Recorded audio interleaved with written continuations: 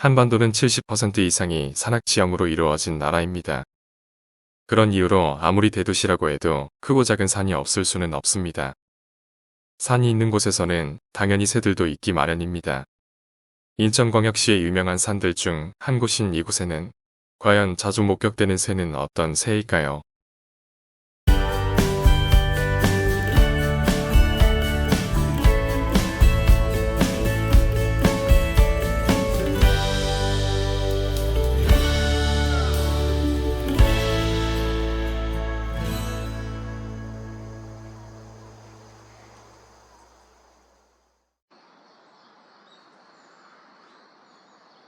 머리 뒤쪽 붉은 반점이 유난히 돋보이는 새가 보이는군요.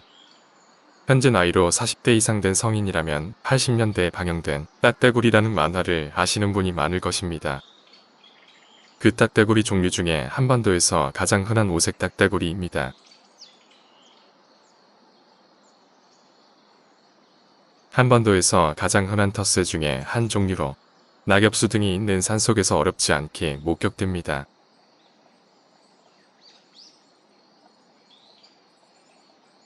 나무 속에 있는 애벌레 등을 구멍을 파서 긴 혀로 잡아먹거나 나무 껍질 속 벌레 또는 곤충 등을 잡아먹고 살아갑니다.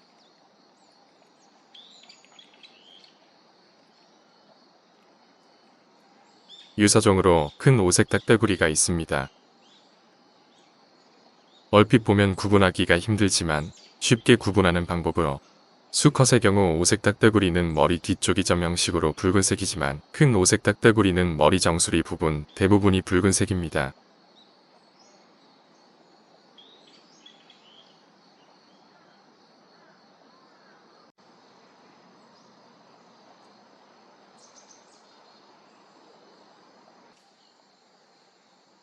번식 시기가 지난 시점인 10월. 이 녀석은 왜 나무에 구멍을 내어 둥지를 만들고 있는 걸까요? 보통 오색 딱대구리는 여름에 번식이 끝나면 가족 단위로 무리를 짓습니다. 낮에 먹이 활동을 하고 밤이 되면 나무 구멍에서 잠을 자는데 아마도 이 녀석은 겨울에 잠을 잘 보금자리를 만드는 것 같네요.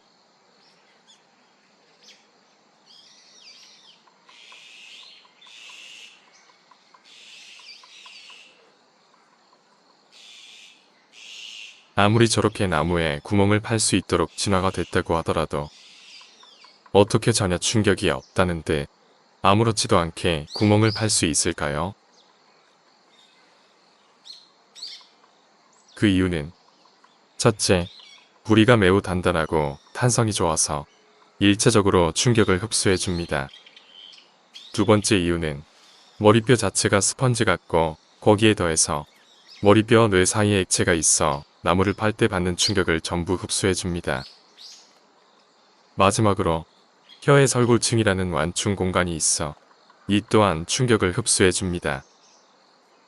이런 다중에 충격 흡수 장치가 없다면 나무를 팔 때 그 충격에 뇌가 터져 죽어도 이상할 것이 없겠죠.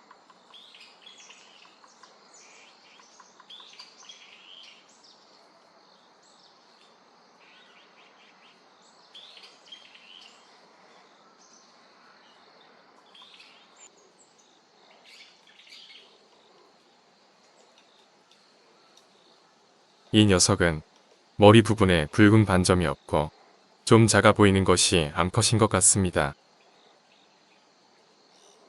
열심히 나무 줄기 속 벌레를 찾고 있네요.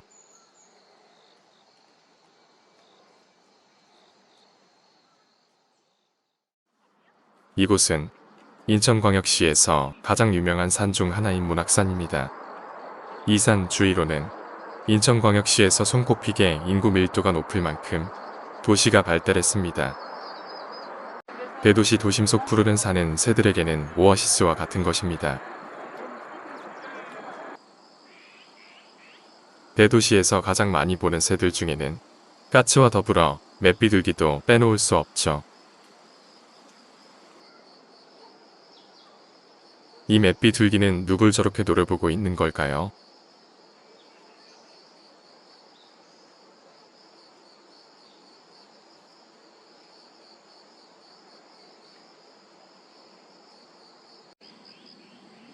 지나가던 길고양이를 저렇게 노려보고 있던 거군요.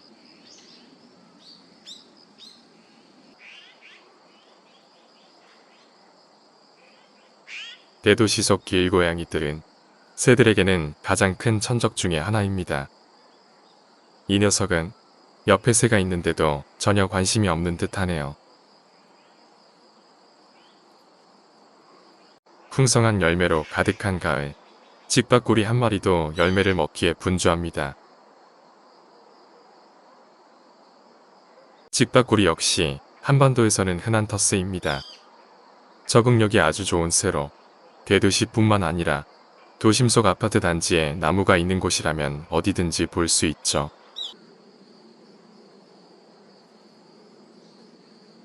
울음소리가 아주 시끄러운 새 중 하나입니다. 뿐만 아니라 무리지어 다니면서 까치 등 자신보다 더 강한 새들을 공격할 정도로 드셉니다. 직박구리는 나무에서만 지내고 땅 위에 내려오는 경우는 거의 없습니다. 그리고 등쪽 깃털도 나무가지와 비슷해서 쉽게 눈에 띄지도 않죠. 이 길고양이도 무언가를 노리고 있네요. 맷비 둘기입니다. 하지만 전혀 아무 일 없다는 듯이 가만히 지켜보고 있네요. 어떻게 사냥할지 고심하던 길고양이 녀석. 어쩔 수 없다는 듯 포기하고 다른 곳으로 이동하네요.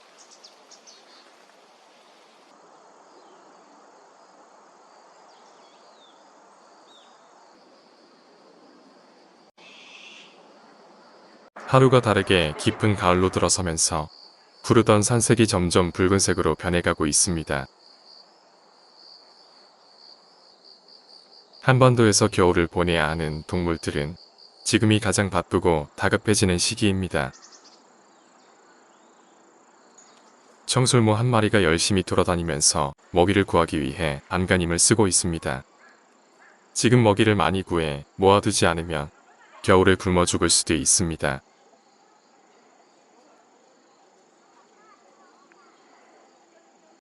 따뜻한 보금자리를 만들기 위해서는 인간이 버린 쓰레기도 요긴하게 쓰이지요.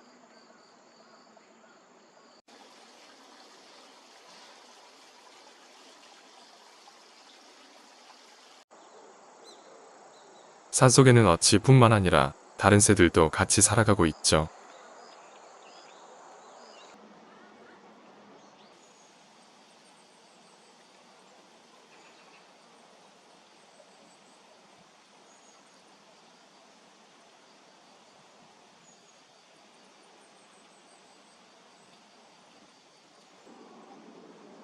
열심히 부리로 무언가를 파헤치던 까치.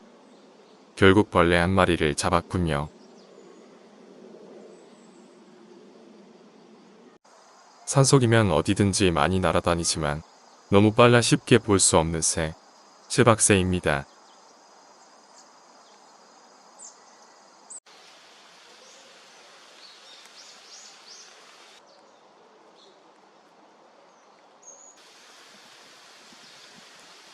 박새 종류도 여러 종류인 만큼 구분하기가 쉽지 않습니다. 박새는 등 쪽이 노란빛이 들고 턱 쪽에 턱시도 모양으로 검은 띠가 있습니다. 그리고 쇠박새는 박새와는 다르게 등 쪽이 회색이고 턱 쪽에 수염 모양으로 검은 점이 있습니다.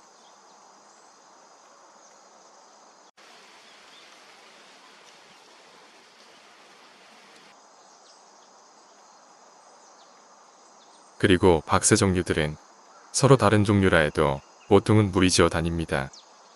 박새, 쇠박새, 오목눈이, 노랑탄메스 등과 무리지어 다니는데 그 중에 중심은 박새입니다.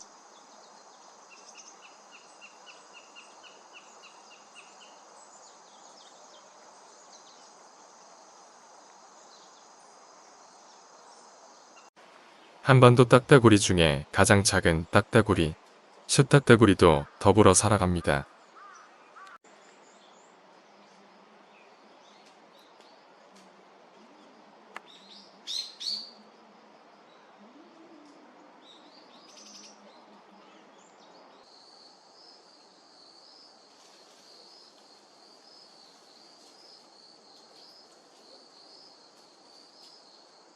불쑥 튀어나온 대표 여름철새, 호랑집버기입니다. 봄, 여름에 번식을 하고 늦가을에 필리핀이나 동남아시아로 날아가 겨울을 지냅니다.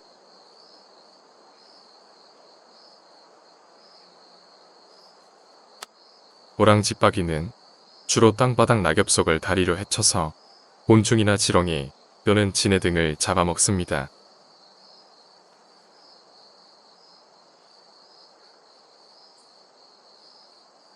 왜 저렇게 엉덩이를 좌우로 흔드는 걸까요?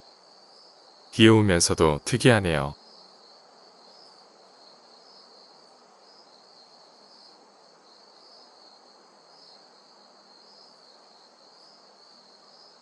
점점 머나먼 동남아시아로 날아가야만 하는 시간이 다가옵니다. 그 먼 거리를 날아가야 하는 만큼 지금 많이 먹어놔야 합니다.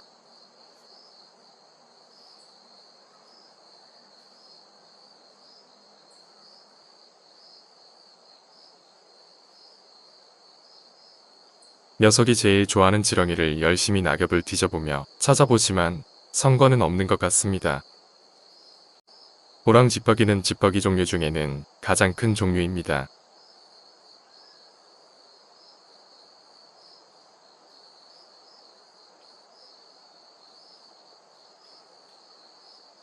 보통 새벽녘이나 늦은 밤에 울음소리를 내는데 특이한 것은 그 울음소리가 귀신의 울음소리와 매우 흡사하다고 하여 많은 웃지 못할 해프닝과 에피소드들이 전해지고 있습니다. 그래서 귀신새라는 또 다른 이름으로도 불리워지는 건 아닐까 합니다. 깃털이 호랑이 털과 비슷하다고 하여 호랑집버기라는 이름이 붙었다고 합니다.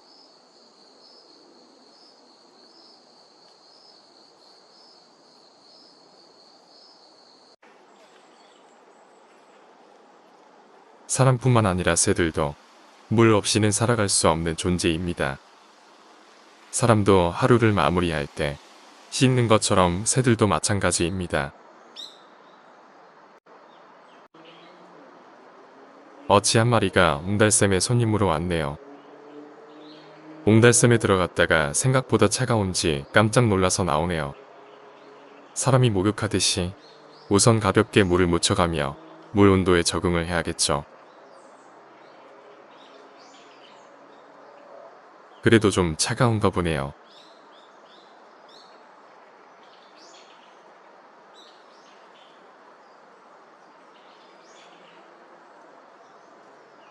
다시 용기를 내서 입수.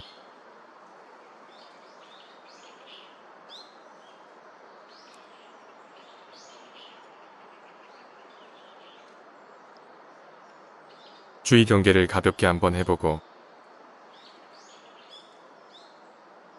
심장이 놀라지 않게 다시 살살 물을 묻혀봅니다. 적응이 됐네요. 그럼 본격적으로 목욕을 해봐야죠.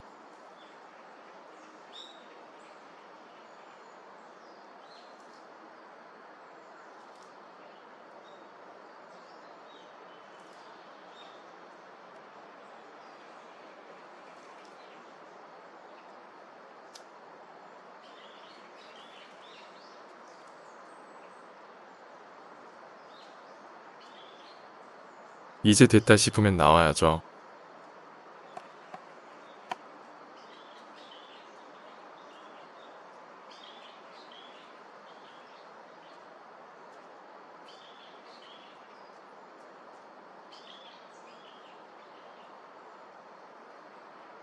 하지만 뭔가 부족한 것 같은 기분이 드나 보네요.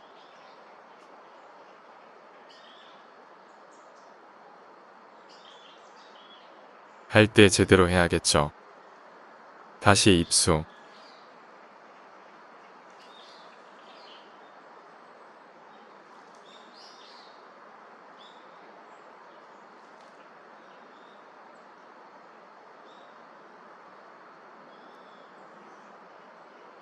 아무리 목욕도 중요하지만 주의 경계를 게을리하면 천적에게 죽을 수도 있습니다. 그 예로 주위를 항상 어슬렁거리며 기회를 노리는 길고양이가 있습니다.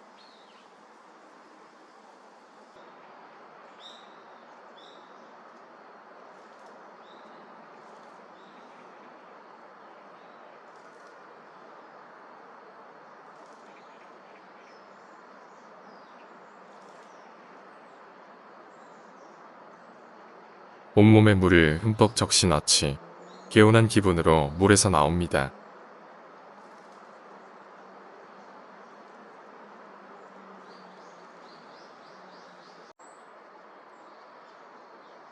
성공적으로 목욕을 하였으니 깃털 정리를 해야겠죠.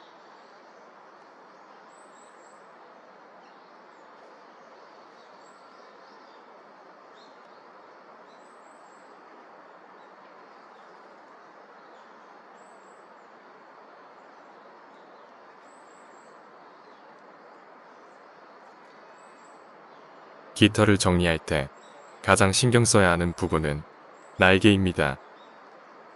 날개가 엉키거나 제대로 펴있지 않으면 제대로 날 수 없습니다. 새에게 제대로 날 수 없다는 것은 곧 죽음을 의미합니다.